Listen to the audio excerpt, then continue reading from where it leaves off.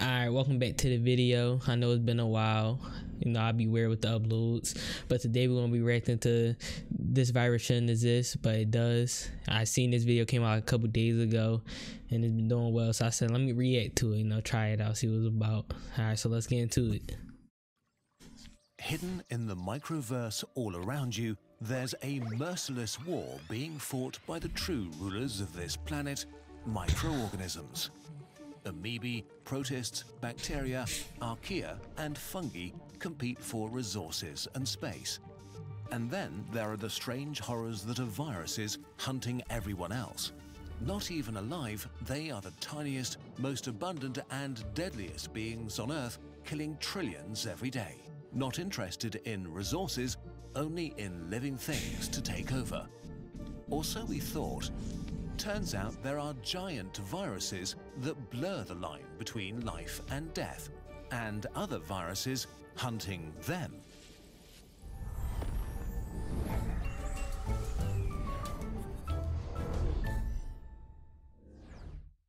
Considerably smaller than your cells or even bacteria, viruses are nothing but a hull, a tiny bit of genetic material, and a few proteins. No metabolism, no way to propel themselves, no will or ambition. They float around aimlessly and hope to stumble upon a victim to infect and take over. Viruses are so simple that we're not sure if they should count as living things or not. Some scientists argue viruses are alive.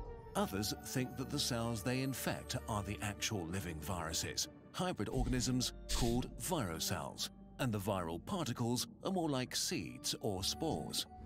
And many others think viruses are just dead material. The origin of viruses is a mystery because how can something that needs victims to make more of itself emerge in the first place? Oh, there are many ideas. Viruses may have been essential steps in the emergence of life, or maybe they started out as escaped DNA from cells that became really good at making copies of themselves. Maybe they are the descendants of truly lazy parasites that let others do all the work for them. The current thinking is that viruses probably emerged multiple times from different origins, but we simply don't know for sure yet. Whatever the truth is, viruses are the most successful beings on this planet.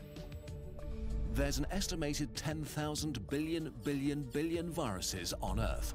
If we put them all next to each other, they would stretch for 100 million light years. Dang. 500 Milky Way galaxies wide. Dang. Very recently, viruses became even weirder when scientists found a completely new type. Giant viruses, nicknamed Gyrus. Not only did it break all sorts of records, but questioned many assumptions we had about their nature. Gyruses even come with their own parasites, virophages. Viruses that hunt other viruses, which seemingly makes no sense at all. And since we identified the first one in 2003, it seems like these giants are everywhere we look. In the oceans, in water towers, in the guts of pigs, and the mouths of humans. And they're even weirder than we thought. He said them dogs be everywhere. Gyruses look funny, like hairy geometric forms or mini pickles, much larger than all viruses we knew before, which explains how they could hide in plain sight for centuries. Scientists saw them under their microscopes and just thought they had to be bacteria. It's like suddenly discovering there are elephant-sized ducks everywhere.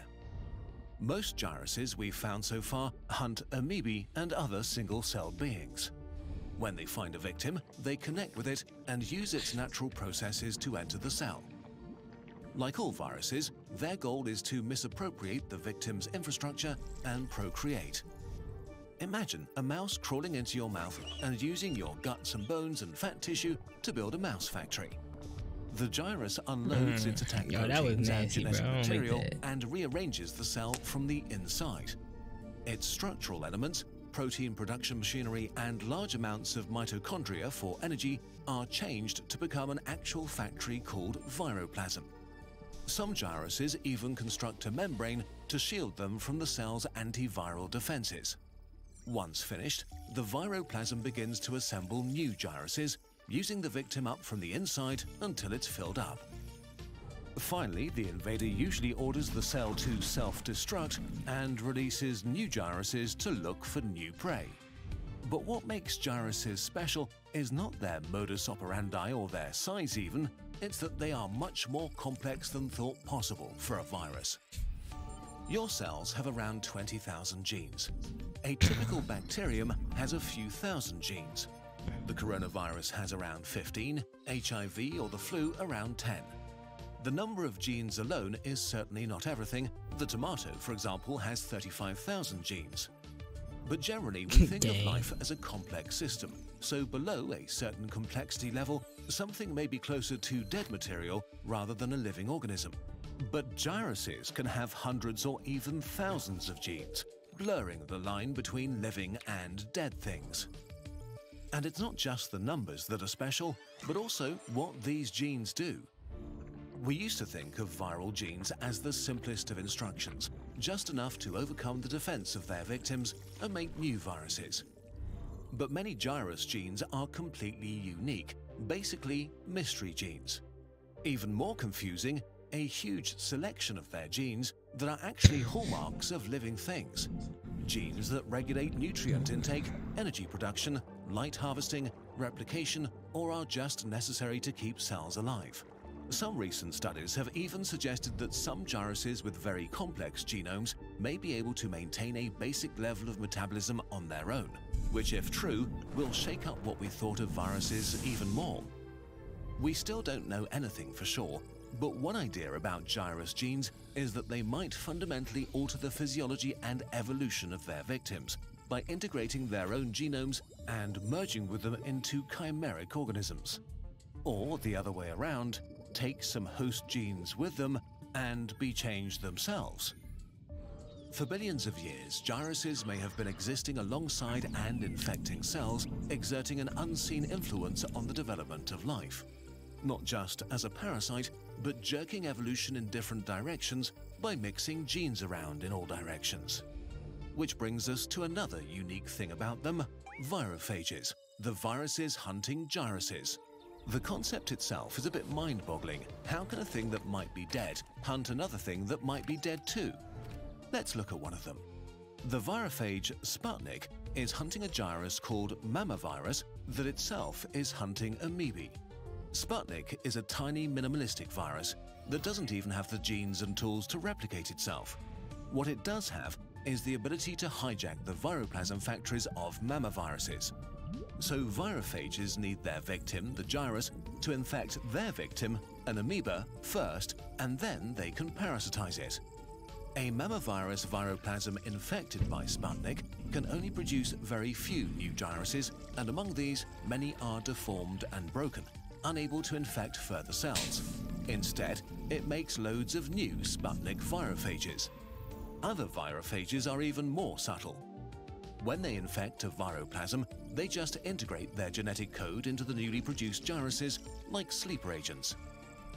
The next time one of these infiltrated gyruses successfully infects a cell, it produces mostly virophages instead of gyruses. Gyruses are not completely defenseless though. A few years ago, the world was in awe when scientists discovered CRISPR, a bacteria defense system against viruses. It turns out some gyruses have a system that might be similar, a sort of gyrus immune system against virophages. In turn, virophages can also be used as an anti-gyrus defense mechanism by living cells. Some protists have been found that integrated the genetic code of virophages into their genome and kept it. When the protists were infected by gyruses, they used the code to create virophages themselves to take over the gyrus factories. In the end, the protist would still be killed by the gyrus infection, but instead of releasing gyruses to kill its buddies, it released virophages to hunt them. The amazing thing about everything we've told you in this video is that we're still very much at the beginning. It's not even been 20 years since the discovery of gyruses and virophages. There is so much going on in the Microverse. Life is not an isolated event, but a ping-pong game of trillions of organisms and viruses. So when you feel down and like there's not that much new to discover, think of gyruses and all the other elephant-sized ducks all around us. Invisible, until we look more closely. But how do you learn to look at the world like a scientist? The best way is by trying things out for yourself. Our friends from Brilliant are the perfect coaches to turn your curiosity into practical skills. Brilliant is a Alright, so yeah, if y'all like that video, like, comment, subscribe, and I'll see you on the next one.